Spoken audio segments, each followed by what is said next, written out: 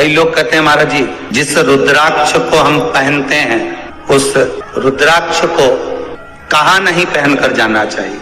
5 स्थान बताएं जहां रुद्राक्ष पहनकर नहीं जाया जाता। कितने स्थान है? 5। और रुद्राक्ष को 5 स्थान पर पहनकर नहीं जाते, और रुद्राक्ष के लिए वर्णन किया गया कि रुद्राक्ष कब कब उतार कर उसको वापिस अभिमंत्रित करना चाहिए।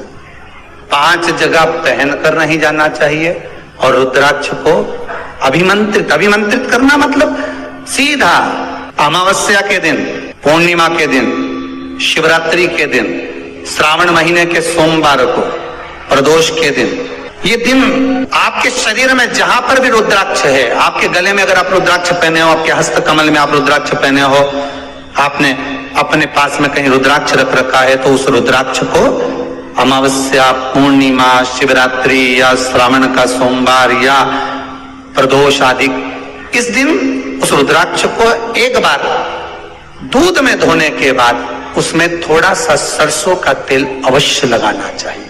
क्या होगा उससे? उससे होगा क्या? शिव महापुराण की कथा कहती है, महाराज रुद्राक्ष को दूध में धोने के बाद, स्नान कराने के बाद जल से स्नान कराया, थोड़ा सा सरसों का तेल लगा दिया। महाराज क्या मिलता है उससे? तो कहा उस रुद्राक्ष में बल प्राप्त होता है। कौन सा बल?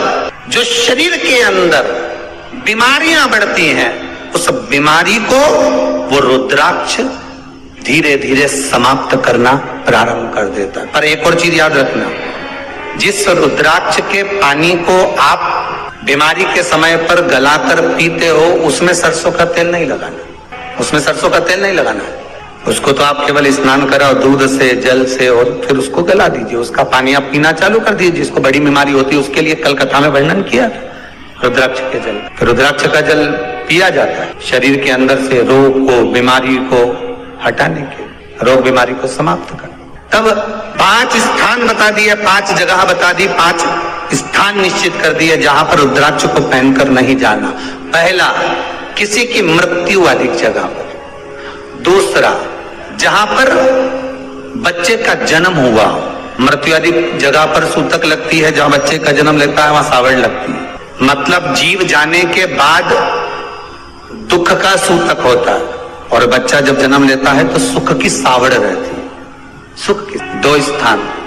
तृतीय स्थान, तीसरा स्थान दिया जहां पर वैश्यावृत्ति होती हो या महाराज मदिरा का पान होता हो, उस स्थान पर रुद्राक्ष को नहीं ले जाया जाता। चौथा स्थान रुद्राक्ष के लिए कहा गया, जिस स्थान पर आपको ज्ञात नहीं है और आपको लगता है कि ये स्थान अज्ञात है, यहाँ पर कई जगह पर कुछ जीवों की हत्या हुई है या किसी जीव को नष्ट किया गया है, उस स्थान पर रुद्राक्ष को नहीं ले जाना चाहिए। 5वां, महाराज आपके रुद्राक्ष का जहां अपमान हो रहा है, अपमान से समझ में आ रही है ना आपको बात? एक आय को ढोंग प्रपंच में पढ़ा है, कौन ने कहा इतने रुद्राक्ष धारण कर ले? कौन ने कहा है? क्यों ढोंग प्रपंच में पढ़ा है? अगर हम रुद्राक्ष गले में पहन लेते और नारी का रजस्वला धर्म आ जाता है, रजो धर्म का समय आ जाता है, वो रुद्राक्ष हम गले में धारण कर रखते हैं, तो वो रुद्राक्ष क्या वो बेकार हो जाता है? पहले एक बात बहुत अच्छे से समझ में, आप सन्यासी हो, जम के बोलो जरा, आप तपस्वी हो, आप साधक हो, आप उपासक हो, या आप बैरागी हो, आप एक गृहस्थी हो, घर में रहने वाली माँ गोदी में रखा हुआ बालक अगर गंदगी भी कर दे, पूरे कपड़े को भी बिगाड़ दे, तो माँ बच्चे का कपड़ा बदल देती है, और बदल कर माँ को ये जरूरी नहीं है कि उसको साड़ी बदलना, उसको कपड़े बदलना या उसको फिर नहाना।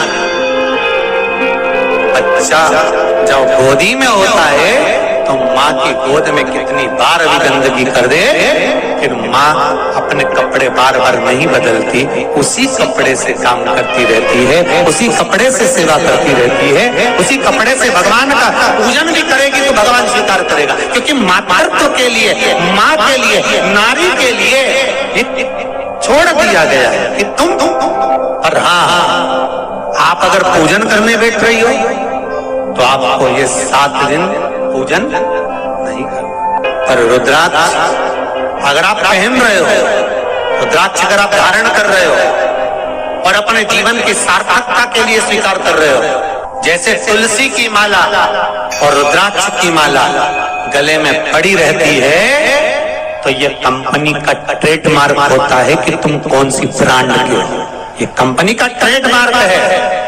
तुलसी की माला पहनकर प्राण छूट गए तो वैकुंठ चले गए, और रुद्राक्ष की माला पहनकर प्राण छूट गए तो कैलाश धाम चले गए। ये कंपनी का ट्रेडमार्क। छोटे रुद्राक्ष की माला, छोटा जो रुद्राक्ष होता है उसकी माला, कैंसर का जो मरीज होता है, अगर वो फर्स्ट स्टेज का कैंसर भी है, छोटे रुद्राक्ष अगर अच्छे हैं, 3 मुखी से लेकर 5 मुखी, 7 मुखी, 9 मुखी, 11 मुखी छोटा रुद्राक्ष मिल जाए, उसकी माला अगर पानी में डाल दी जाए और उस पानी को वो मन का ही डाल दो, उसी का पानी थोड़ा थोड़ा कैंसर के मरीज को सुबह दोपहर शाम श्री शिवाय नमस्तुभ्यम का जाप कर कर, पंचाक्षर ओम नमः शिवाय का जाप कर कर, शंकर शिव का नाम लेकर, महाकाल बाबा का नाम लेकर, विश्वेश्वर विश्वनाथ का नाम लेकर, केदारेश्वर का नाम लेकर, 12 ज्योतिर्लिंग का स्मरण कर कर अगर वो आचमन करना प्रारंभ कर दे तो कैंसर रोग में भी आराम मिलना प्रारंभ। केवल आचमन ही नहीं करना है, अगर स्त्री है तो अपने उल्टे हाथ पर भी उस मनके की माला को लपेट सकती है। पुरुष है अपने राइट हैंड में उस माला को, अगर कैंसर से पीड़ित व्यक्ति है, रोग से बहुत पीड़ित व्यक्ति, उसको बल मिलता है, उसको पावर मिलता है, उसको एक एनर्जी, उसको एक तेज मिलता है रोग से लड़ने का। कई लोग कहते हैं महाराज जी रुद्राक्ष को सिद्ध कैसे करना चाहिए? तो शिव महापुराण में एक ही उपाय लिखा है, 108 बेलपत्र पर शंकर का नाम लिखकर समर्पित कर दो, या लाल चंदन चढ़ाकर समर्पित कर दो रुद्राक्ष के ऊपर, या उस रुद्राक्ष को आप अभिषेक में समर्पित कर, या उस रुद्राक्ष को सरसों के तेल में रखकर उसको फिर समर्पित शिव जी को कर। रुद्राक्ष को निकाला, शंकर जी के ऊपर रखा, शिव जी के चरणों में रखा, अभिषेक किया, उसको धारण किया। सिद्ध कैसे करना है? तो शिव महापुराण की कथा में एक संवाद बड़ा सुंदर लिखा कि रुद्राक्ष अपने आप में सिद्ध है। मुंबई में एक मेडिकल रिसर्च सेंटर में इस रुद्राक्ष के पानी का रिसर्च किया जा रहा है। आप लोग निकालना कभी, आप लोग तो उसमें निकलेगा आपको, उसका सेंटर का नाम दिया जाएगा कि किस रिसर्च सेंटर में निकाला जाएगा।